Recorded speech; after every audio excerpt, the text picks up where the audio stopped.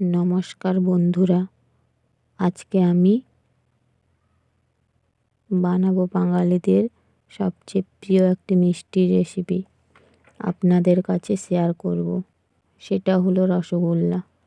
Please আপনারা পুরো ভিডিওটা ভালো করে দেখবেন।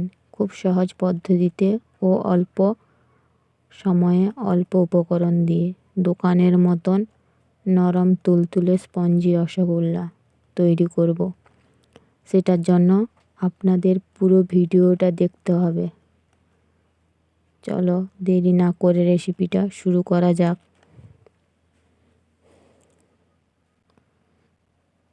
বন্ধুরা, সবার প্রথমে নিয়ে নেব 1 কেজি গরুর দুধ। দুধটাকে ভালো করে ছেঁকনি দিয়ে ছেঁকে নেব। এই দুধটা আমাদের বাড়ির দুধ। প্রথমে দুধটাকে ভালো করে জাল করে নেব।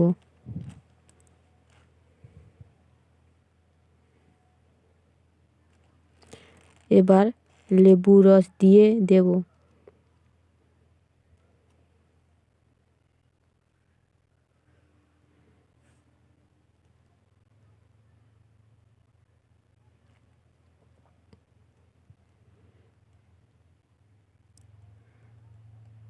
দেখুন দুধ থেকে ছানা কেটে গেছে। এবার একটা ছেঁকনি নিয়েছি ছানাটি ছাঁকার জন্য। আপনারা চাইলে সাদা কাপড় দিয়েও ছেঁকে নিতে পারেন। এবার ছানাটাকে জল দিয়ে ভালো করে ধুয়ে নিচ্ছি। এবার ছানা থেকে ভালো করে জল ঝরিয়ে নিতে হবে। ছানাটাকে ভালো করে চেপে চেপে জল ঝরিয়ে নিতে হবে। এইভাবে ছানাটা থেকে জল ঝরে গেছে। এবার এর মধ্যে নিয়ে নিয়েছি 1 চামচ সুজি, 1 চামচ ময়দা দিয়ে ভালো করে মিশিয়ে নিচ্ছি।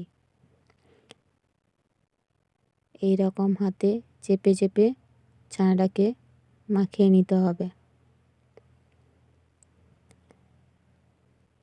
এই রকম ভালো করে মাখিয়ে নিলে মিষ্টির গায়ের উপর ফেটেও যাবে না আর শক্তও হবে না।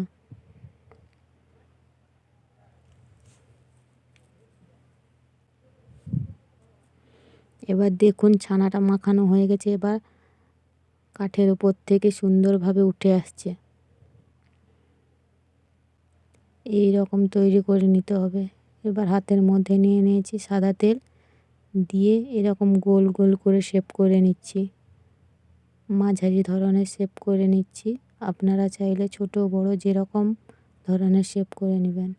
এবার একটা পাত্রে নিয়ে নিচ্ছি 1 বাটি চিনি, 3 বাটি জল।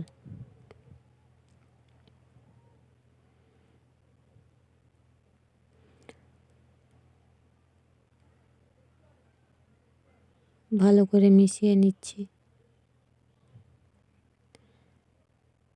এর মধ্যে দিয়ে দিচ্ছি এলাচ টুকরো।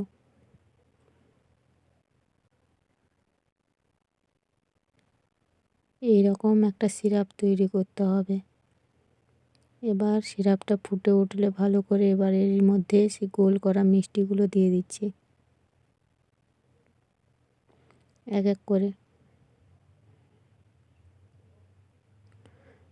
এবার ঢাকনা ঢাকিয়ে 15 থেকে 20 মিনিটের জন্য রেস্টে রেখে দিচ্ছি। এবার দেখুন কত সুন্দর হয়ে গেছে।